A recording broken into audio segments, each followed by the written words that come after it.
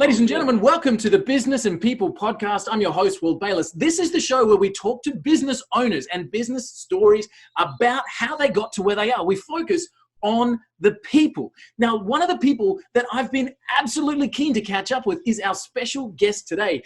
He is an incredible knowledge base in the center of personal wealth. He's the best-selling author of the book, Creating Generational Wealth. We're talking about taking the money side of things and making sure that it has a legacy to move forward of. He is a distinguished member of the $1 Million Round Table, which is an exclusive club for the top insurance people in the world. He's had nearly 2 decades of experience in the financial industry. And it is my absolute pleasure to welcome him to the show.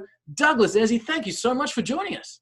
Yes, sir. How are you? Thank you for having me. It's great to see you, man. It's great to see you. Now, as someone who's been in the financial space, do you know what? I'm sure a lot of people catch up with you for coffee and say, hey, Douglas, I've got 10,000 to invest. What should I do? But you've built an incredible brand and an incredible presence around helping people make money, not only for now, but for taking that further into generations. Yeah. Yes, we have. Just a quick background on myself. Got started in this industry when I was 24 years old. I was waiting table at IHOP. Wow. As a waiter. I was 24 and somebody handed me a business card. And I went for the interview and I said, you know what, there's a future here. So I went ahead and got all my licenses. Then after doing that, I just didn't want to be a traditional cookie cutter financial planner. And, and the reason of that is just because I realized quickly that the same information that's being fed to the general public is not what the wealthy families are getting.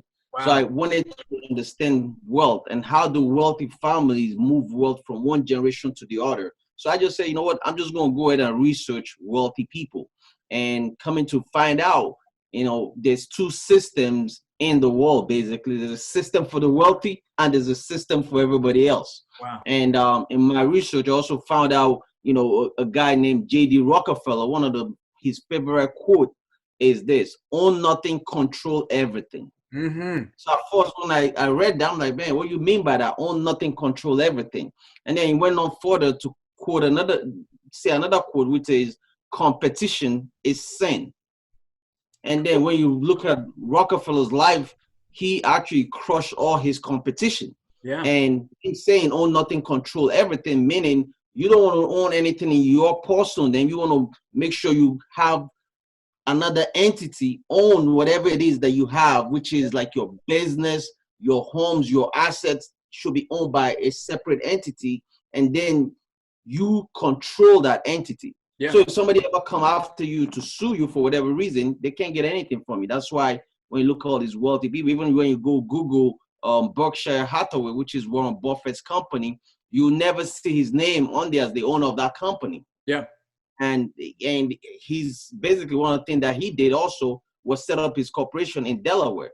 I remember when I was researching that company, Berkshire, I looked at the corporation. It was owned by a corporation. And then when I looked to find out who owns the corporation that owns it, it was a ghost.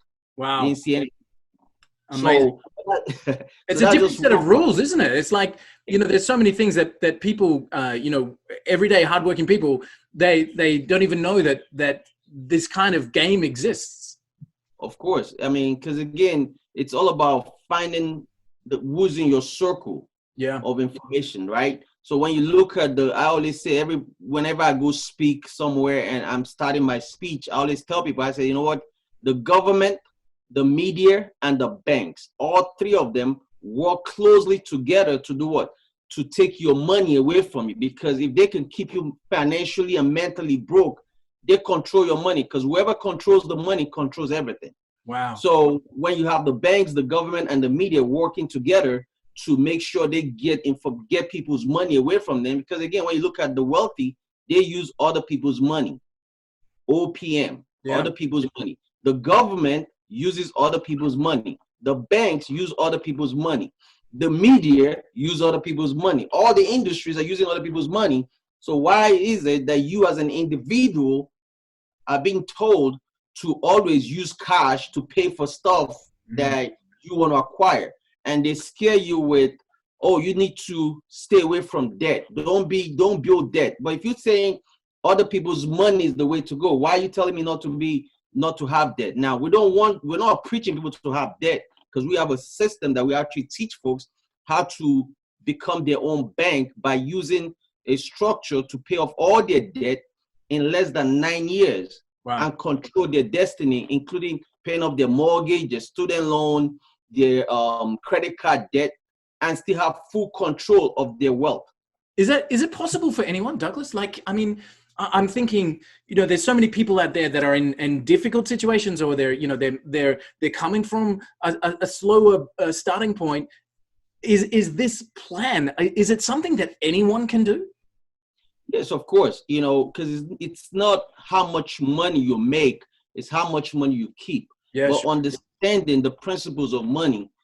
So one thing that I always do for me, using an example, is if I purchase anything, doesn't matter what it is, if I pay cash for it, and what I pay cash for is things that my monthly income can afford. Yep. For example, if I make, let's just use a simple example. Let's say I make income of $5,000 a month, or let me even bring it down to somebody making $3,000 a month, which is $36,000 a year. Yeah. If I want to pay cash for something, if I'm going to purchase this cell phone, for example, and this cell phone costs $200, then I'll do what? I could afford it with my $3,000, and I'll pay $200 for this phone. Now, if this phone costs $4,000, then I can't afford it with my $3,000. So what I do is, then that's when you finance stuff. Yeah. And when you finance it, what you do is, there's a different strategy that I use. I'm a big believer in cash value life insurance. And why is that? Because a lot of people have been brainwashed and told that cash value life insurance is not a good place to park money, which is a big lie, because all the big institutions, the banks, all these Congress people you see, the ones that are in the know, a lot of folks have a lot of money in insurance policies. For example, insurance companies are the largest in the world. They control 75% of the wealth. Wow. So they're parking money. It's a good place to park money because of the tax benefit of insurance. So what I do, if I was going to purchase that phone for $4,000, here's how I benefit and how I win. I'll charge it to a credit card that I get points and miles on, right? Yep. So I charge it, I get my points, 4,000 points, whatever that case may be. And then I go on my cash value life insurance, take 4,000 out of it, pay off the credit card company. So I didn't have to pay the credit card company 18%, 23% interest rate. Yeah. Now I owe the money to the insurance company, and their interest rate, depending on the company you're dealing with, is like 4%. Wow. So I don't mind paying them 4% back every month or whatever. But the good news is it doesn't show up on my credit report. Yeah, wow. So because it doesn't show up on my credit report, it makes me win, because my credit score, my personal credit score today is over 850%. So which is awesome. Now, it allows me to still be able to do what I want to do on my own terms. And I don't charge up that credit card again until I pay off the insurance company. Yeah. But my credit score goes up because I just paid off the credit card company, and I also acquired 4,000 points from them. Yeah. So that's some of the strategies, just a little bit of system where you're the one controlling your money. Yeah, definitely. So you started Largo Financial Services in 2000. So how long after the business card in IHOP did you start your own company? Yeah, so I'll probably say about 4 years. Wow. When I first got in, I didn't understand this business at all. And even working with that particular company, I worked with them for a while. And then unfortunately for the person running that business, they went out of business. So I followed my mentor, the same lady that gave me the business card. She went with another company. So I followed her to that company. We started working there. And then the guy that we started working with started educating me on the fact of setting up my own company, because I was making over 6-figure income. I was 28 years old, making $250,000. And he said, listen, this is the time for you to set up your own structure so you can minimize at least some taxes based on his knowledge that he knows. Wow. So I set up my own company. Then I never promoted it. I just used it to minimize my personal income tax, so I don't have to pay self-employment tax anymore. So I set up a corporation, an S Corp, and then we use that. And later, as I got to increase my knowledge base. Then I switched it from an S corp to an LLC for different reasons. Yeah. So Douglas, like for me, I find it absolutely amazing. And I've talked with other guests on the show before about that pivot point, that moment in time that completely changes your future. And for you, it was a business card in IHOP, right? So yes, when you were coming through school and coming through college or coming through those early years as a young man, did you ever believe that there would come a time where you're making $250,000 a year? So I'll give you that story. Yeah. No. So I grew up in West Africa, Nigeria. I left Nigeria when I was 18 years old. So at the age of 18, when I left the country, I moved to Canada first. Lived in Canada, but I knew my final bus stop was America because that's the place I wanted to be. Grew up watching that. But I knew my dad he was an entrepreneur, business owner, doing his thing. So when I left, I always had in my mind I wanted to be a millionaire. That was the goal. That was the whole. Oh, I lost you, Douglas. Douglas, I lost you there, bud. If you still got me, hang on. I'll pause my camera and see if we can get you back. Douglas, have you still got me? Douglas, have we still got me? Douglas, have you got me? I've lost you, bud. I lost you, bud. I lost you. Hang on, Douglas. I lost you for a couple of minutes there. So the video cut out where you said, "I wanted to be a millionaire. That was my whole dream." Right. I wanted to be a millionaire at age 18, but of course, I didn't know how that was going to happen. Right. So when I received that business card, I didn't know if that was going to be the way. I got into the business and I saw the possibilities of the business of financial services. Wow. And I got in and I stayed focused. I was consistent. It wasn't easy. There was a lot of times I slept in my car. There was a lot of times, trying to build a business. I worked night shift doing paper routes at night. Wow. Wake up at 6 a.m. in my car, jump to the office, dressed up, and got ready for the day. But I did that on a consistent for over a year and a half. And then when things started changing little by little, one of the great things about financial services is the fact that if you stay focused, you keep increasing your knowledge base, eventually you start seeing results. With any business, anyway, you become an expert in it. The problem with most people, they jump around from one thing to another and they keep jumping from one business to another and hoping to become good at it. But you can't become good at anything if you keep moving around. Yeah. So I stayed faithful to this business and continue to increase my knowledge base. And today, everything else is history because now I work with a lot of high net worth people and doing stuff. And so the income I've surpassed the million that I wanted to make is past that. And it's just for a guy with a high school diploma from West Africa. I didn't go to college. There's no college degree, just a high school diploma from West Africa, Nigeria. And that's it. Wow, that's such an amazing story, man. So, you said 3 times already that you kept increasing your knowledge. Is that a thing that you still are actively doing?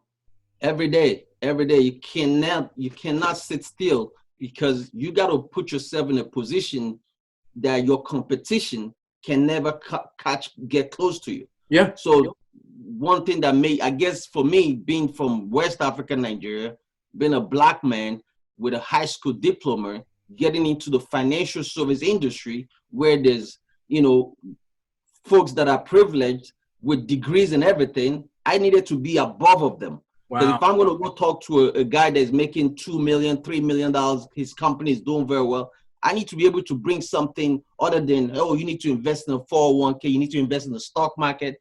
I need to help them solve 3 financial situations that they're always looking for help with. Everyone I know, they want to minimize taxes, they want to protect their asset, and they want to be debt free. Yeah. Those 3 things. If I could if I have the solution for all 3, so I figure if I could help them with those 3 things, I could beat out any financial planner in the country that comes to them. Wow, very cool. Very cool. Douglas, I love this story, man. I think that this is something fascinating. Can I dig in? So you left Nigeria when you're 18, right? And you landed in Canada. Did you know anyone? Did you have family? How did you get started? No, man, I didn't know anyone in Canada. I just knew a guy that gave me his phone number. his friend say, hey, when you get there, call him. And that was it. I called him. I mean, it was long story. I got there, but met people, and I slept on some guy's couch, and he started showing me the way and helped me understand the system. But I knew this wasn't where I wanted to be. America was the final bus stop where I needed to go. So I didn't leave it. I didn't stay in Canada for long. I think I was only there for 4 years, and I was like, man, I gotta get out of here. So you moved from Canada to the States, and you Yes. set up there. How did that happen? So you picked up a job, staying in a house, all that kind of stuff, and then just the IHOP story. But what happened between Canada and the IHOP story? Yeah. So when I moved to Seattle, Washington, but I had a friend of mine that lived in Virginia, which is in Maryland, DMV area. So I called him. I said, listen, man, I'm in Seattle, Washington. I really don't want to be here. I don't know anyone here. Can can I come stay with you guys? He was married, and he said, sure, come on. So I flew out to Virginia, lived with him and his wife. And then 6 months later, the wife said, well, you need to tell your friend that he got to go. Right. Yeah. Yeah. So you're out. I'm like, man, where am I going to go? Yeah. So he said, well, I can't really do anything. You got to go. But one thing that he did do for me, he sold me a car that he had for like $500. Was a Honda Civic. So I bought the car, and I found another friend of someone else through networking, introduced me to a manager at IHOP, and he hired me to work there. Wow. And I started in IHOP, and from there, but they didn't know where I stayed. I didn't have a place. So every morning, I slept in my car, and then every morning I'll go to a motel and I'll beg the manager, I say, please just let me take a shower real quick because I got to go to work. And he'll feel sorry for me. Say, yeah, sure, no problem. Let me take a shower in the motel. I take a shower, and then I head out to the IHOP and serve people. Wow. So I did that for a while until the lady gave me that business card. And eventually, when she found out that I slept in my car, she said, listen, I have a basement if you want to come stay at my house. And I did that, and I got into the insurance industry, and I started making some headway. So I was able to get an apartment, a rooming house, and the rest is history. Wow, that's so amazing, man. Because I asked you, 5 minutes ago, can anybody play this game? Is it open for anybody? And the story there just proves the point, right? So it proves the point. Hey, Douglas, let me dig into Largo Financial Services. So you were saying that you created it as an S company, you moved it to an LLC as things started to move and all that kind of stuff. What were some of the challenges of starting your own business that you never knew about before you had the name on Largo Financial Services? What didn't you know that you had to kind of educate yourself on? Yeah, so when you start off a business and being self-employed, of course, that's the main thing, what we call a sole proprietor. So doing that, and you got to get customers, right? You got to find the people to talk to, because every business you need customers. There's no if buts about it. You need customers, so you're everything. So the way I got my customers was I rode the metro. We have a metro system here, the train rides. I'll ride that from one end to the other end, getting people to fill out surveys about college education for their kids. Wow. Because I knew everyone loved their babies. They want to set up college plan for all their kids. So being in this industry, I was able to talk about that and get them to fill out a form because because college is so expensive.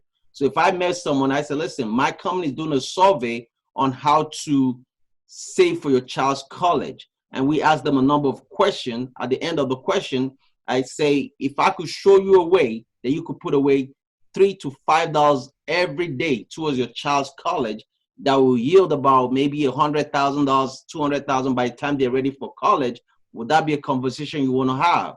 And they say, yeah. So they'll give me their phone number, their address, everything that I need. Wow. And that became a lead for me. And then I went back with me and my manager, called them, and we set appointments, and that took my business on a different scale. Wow. And so now I had to when I started, for me, when I first made my the first six-figure income, I didn't know what, you get a 1099, you're like, oh man, I made $100,000. All right, where is it? I can't find it. Show me it. Yeah. I don't know where it's at because it's all spent. So when I made another 250, I'm like, man, I realized quickly that this money is coming, but there was nothing. The only thing I had to show for it was my Mercedes Benz that I bought. I was paying a heavy car note because I didn't understand credit. I didn't have any of those ideas. So that was when I said, you know what, I need to understand money because I wasn't saving the money that I was supposed to be saving at 28, because I was making money. I was having fun. I was enjoying life. Yeah. And I was blowing my money until one day I looked myself in the mirror and said, man, you're just a dumb guy, man. You're driving a nice Mercedes Benz, but you have nothing saved. That's crazy. So I made a quick change that day. I said, you know what, before I make any major purchase, I need to save that money. So for example, if I was going to buy another car, and if the car note was going to be $1,500 a month or whatever the case might be, I need to save $1,500 a month on a consistent basis for at least 6 months. And then if it makes sense, then I could go purchase the car. So when that 6 months came, I'm like, man, I like saving this money. I don't want to do anything else. Yeah, I continue saving it going forward. So yeah, it becomes less and less important. Man, I love this. I think it's amazing. So then you've created the amazing the book behind you, which is Creating Generational Wealth, and the sub-tagline of that, Douglas. Let me read it to make sure I get it right. What the super wealthy know that you need to know. How did you start to think that you are now a best-selling author? Like, I mean, that's an amazing achievement in itself. How did this concept of the book come into your world, and what did you start to put together with that? So one thing is, I always hear people talk about generational wealth. Everybody talks about that, but nobody says, how do you accomplish that? Wow. How do I move the wealth from this generation to the other? Everybody talks about you need to invest, buy real estate. Everybody talks about start a business. Well, there's so many people that have done that, but then when they die, everything dies with them. Yep. So that's not generational wealth. You just starting a business doesn't mean you're going to create generational wealth.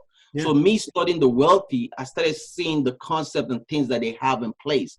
For example, there's different types of what they call foundations in America. There's all over the world. There's different types of trust.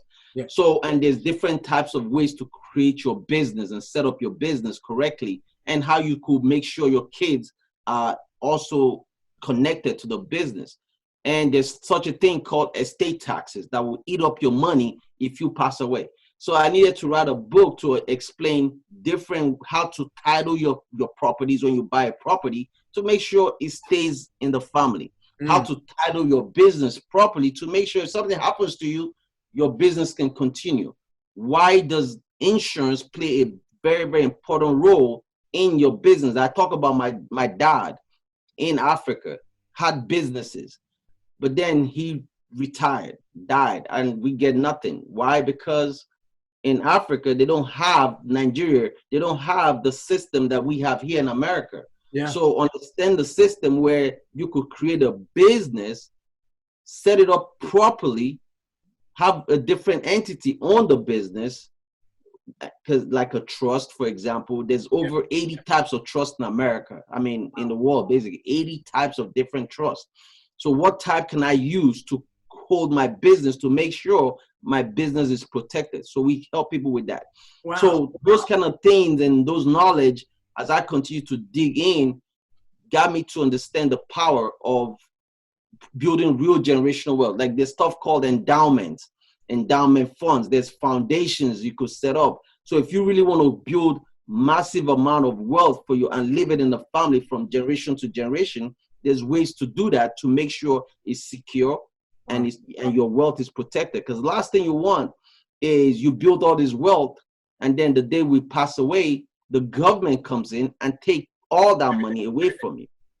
Absolutely. So, wow. So, like, I'm fascinated. You mentioned that you're constantly learning. I'll get into your daily routine in just a second. But when was the last time that you read something or you researched something or you found something out that made you just go, like, people don't know this, and oh my God, it's right here in front of me. When was the last time that happened for you? I'll probably say about a month ago. Wow. Well, yeah. So there's so when you look at there's something called corporate-owned life insurance. Yep. Right? Corporate-owned life insurance. Most people here, they don't even know what that is. They don't even know it exists. But what it is it's a program that corporations have on their key executives. Yep. Now, banks are they're all about making money. Yep. And they understand the importance of money. So banks will loan you money to buy real estate. But they will never loan you money to invest in the stock market. Okay. But they'll loan you money to buy life insurance. Interesting. Most people don't realize that, but it's not for everybody, of course. It's only for high net worth people. Yeah. People that have net worth at least $5 million and above, they could purchase life insurance and they don't have to write a check for it. They'll have a bank pay the premium because banks are interested in it. Well, just to protect their asset. Exactly. We just did one for a guy 30 years old guy, doing very well, and we covered them for $40 million of life insurance. And we had a bank pay the premium for it. Wow. So awesome. I guess because, like I said, the bank wants to cover their asset. They want to make sure this guy, he's got a lot of money borrowed with the bank or whatever. We protect his life. We protect our debt.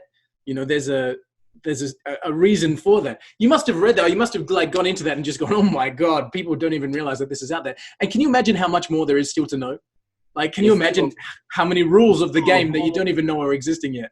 Exactly. And that's why I always tell everyone, you got to, especially in any business you do, don't ever think you do that's it. The knowledge is so huge. I mean, the knowledge out there, the space is huge. So just keep learning and then collaborating with folks that have the knowledge that you want. Yeah. They have the lifestyle that you want. Collaborate, work with them and do business with people so you could grow your wealth. I mean, there's so many, even in the real estate space, we do so much stuff in that space as well, where we actually do hard money lending to people to generate additional revenue. So there's so many things that I do as a financial guy that I get involved in, especially when you have cash. One thing that one of my mentors said is, there's no such thing as bad news or good news. It's only news, because it's bad news to the person that's about to lose their property. It's good news to the person that sees an opportunity to buy that property at a discount. Wow. The key is to have cash ready to take advantage of opportunities. Because when is the best time to invest in something? When it's low, when you could buy it at a wholesale price instead of a retail price.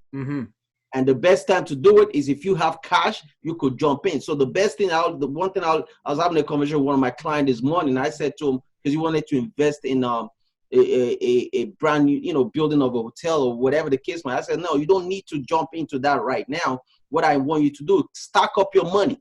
There's always going to be opportunities that are going to present themselves. Yep. The key is, are you ready to take advantage of those opportunities? And the best time to buy anything is you buy low when everybody is losing out, then you could sell it at a profit. Yeah, of course. Wow, makes sense. So you mentioned being around people who are helping you fill that space of your knowledge. Do you actively network in that space yourself, Douglas? Are you a networker? Are you out there meeting people, talking to them, having coffee with people? Is that something a part of your day? All day long. I believe in networking. I mean, I just came back from an event in Las Vegas, and it cost me to sit with those people that are making the money. Cost me $10,000 to sitting on the front row, but I knew everybody sitting in that front row are people I want to do business with. Nice. So I had to network with all those people and get business, and I did. And I've met some great people, and I'm going to rip my 10,000 10 times more. Absolutely. Absolutely. Amazing. To think that you had to pay $500 for a Honda Civic not that long ago. Now you're outlaying $10,000 and turning it into a 10x return, just because of the people and the knowledge that you've had. I said I was going to ask you about your daily routine. So it sounds to me like you're actively building Largo Financial Services. I mean, a guy who's hustling with a clipboard on a subway train, on a metro, is not going to let that juice go. So I'm sure you're hustling for that all the time. But what is a day in the life of Douglas Eze these days? What does a day look like for you? Man, I have a busy day. Calendar is filled because I have over 1,000 financial advisors that I work with all on the day. That I mentor and train and teach to, and we're constantly building because we want to take our business to $100 million in business. So we're currently recruiting financial advisors from other companies to come join our sales force and work with us. Right. Again, using the knowledge that I have, so I could educate them, mentor them, teach them stuff that they want to learn, and then in turn we get rewarded for that. Wow. So constantly doing that. So I'm always, I have a filled up calendar. Wake up in the morning. I wake up every morning at 5 a.m. Do a quick meditation before I jump on the phone. Go in my gym downstairs in the house and do some quick workout. Sometimes I run outside, and then I drink my my superfood to give me energy all day. And I've been, I've turned vegetarian the last year just to stay more healthy, got rid of meat and fish and all the other stuff that, is killing us. Again, when I talk about media, the government, the banks, I talk about those things because they're designed to get us into a situation where we depend on them. Yeah. And for our older citizens, you get older, they want you to keep depending on the government for support. Yeah. And I don't want that for my life. And so I have, YouTube pages that I share knowledge with people, because my thing at the end of the day, our company, what we're doing in the financial space, we're helping a lot of families become debt free in less than 9 years, which is a big deal. Because most financial advisors, if you have somebody that has debt, I remember when people walk into my office and they have all this debt, I couldn't do anything for them. We'll turn them away and say, listen, go pay off your debt and come back.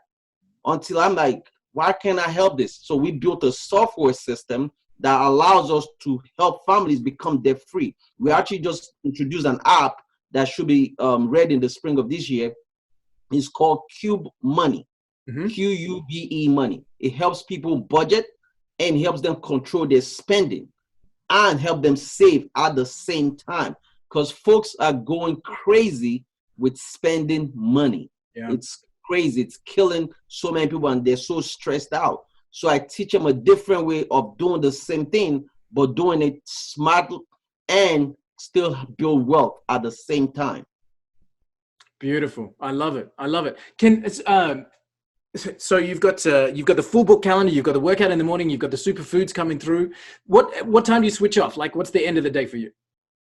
Man, probably 10 p.m. every night. I come like right today. I'm still at the office. I have another webinar right after this at 8 o'clock with one of my reps in Florida, and then I have another one at 9 p.m. with one of my reps in Texas. Yeah. And then once I'm done, then I head home.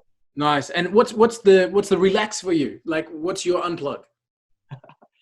When I go to sleep. Yeah, nice. Okay, so the last thing you do before you sleep is check your email?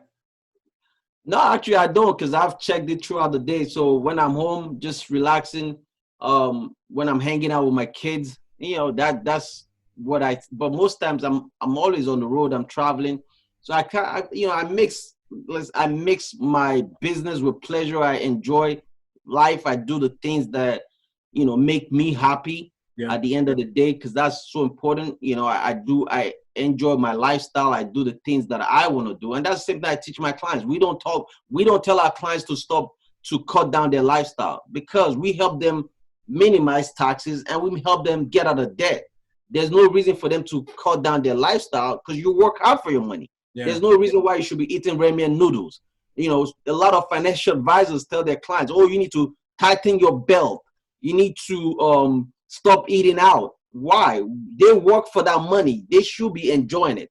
So in order for me to be able to tell my clients to enjoy their lifestyle, my job is to get them out of debt and help them minimize the amount of taxes that they're paying.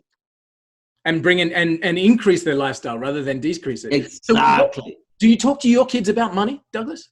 Oh yeah, all the time. So I have a 7, 8, and 16 and 19. So my two oldest, I show them. I have the app I just talked about, the Cube Money. Yep. So we put money in it on a monthly basis for them, and I tell them, if you stay on the budget, you get $20 added to your app every month. So at the end of the year, that's $240 easy money. Yeah. So we educate them. I teach them because again, I want them to understand they're all successful trustees to my trust.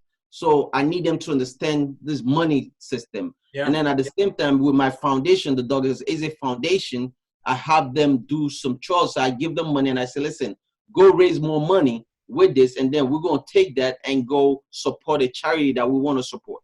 Fantastic, man. Fantastic. The education from such a young age, I think, is going to change the futures there. Douglas Eze, you are amazing, man. So if anybody wants to get in touch with you, they can go to largofinancialservices.com. I'm going to make sure that that link is in the show notes as well. They can follow you on Twitter as well, which I noticed that you're pretty active there. You also find you on Facebook as well. So again, I'll make sure that those links are there. But your story for me is absolutely amazing. And, you know, you're talking about leaving Nigeria at 18, sleeping in a car, to a life pivotal moment in an IHOP cafe, and then just pouring knowledge into the top of your head to make sure that you understand how wealth works, has created something amazing. And of course, you guys, you can head over and pick up Douglas's book as well, which is Creating Generational Wealth. But again, man, thank you so much for the opportunity to come and chat with you. I love the passion that you've put into creating something incredible for not only yourself, but your clients as well. Keep doing what you're doing, man. And guys, get in touch with Douglas. If I've ever heard an inspirational story of hustle to success, this man is it. Douglas, thank you so much for joining me, man. I appreciate you, Walter. Thank you so much. You're awesome. Cheers, bud.